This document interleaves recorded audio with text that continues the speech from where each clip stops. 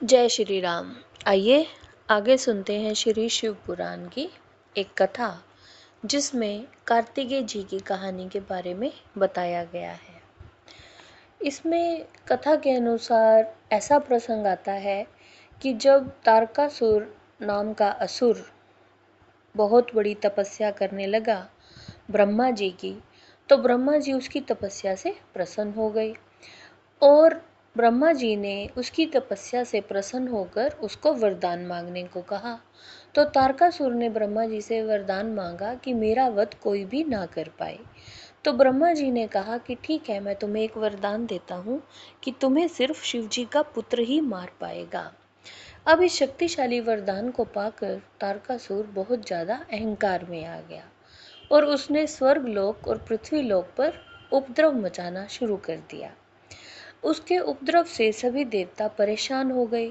सभी शिवजी के पास गए और शिवजी से प्रार्थना की कि प्रभु, आप हमें तारकासुर को रोकने का कोई उपाय बताएं।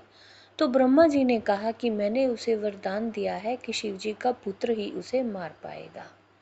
तो शिवजी से सभी ने प्रार्थना की कि अब आपको अपने पुत्र को जन्म देना होगा, तभी हम तारकासुर से अंत पा पाएंगे। तो पुत्र बनाने के लिए शिवजी ने 6 चेहरे बनाए, ऐसा कहानी में लिखा है। हर चेहरे पर एक तीसरा नेत्र भी था। इन आँखों से चिंगारियाँ निकली और उन चिंगारियों से 6 बच्चे बन गए। शिवजी की पत्नी पार्वती माता बहुत प्रसन्न हुई और फिर सभी बच्चों को गोद में लेकर अपने गले से लगाने लगी। अब उन्होंने उन बच्चों को इतने ज़ोर से गले लगाया कि वो 6 बच्चे जो थे उनके 6 सिर मिल गए और एक बच्चा बन गया। एक बच्चे के अब 6 सिर हो गए। इस बच्चे का नाम कार्तिकेय रखा गया।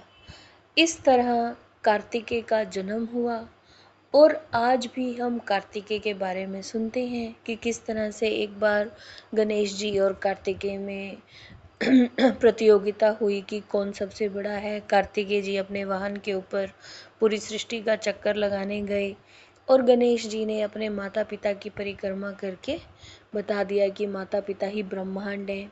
इस प्रकार जो शिवपुत्र कार्तिकेय हैं, उन्होंने फिर देवताओं की सेना लेकर तारकासुर से लड़ाई लड़ी और फिर तारकासुर का वध किया।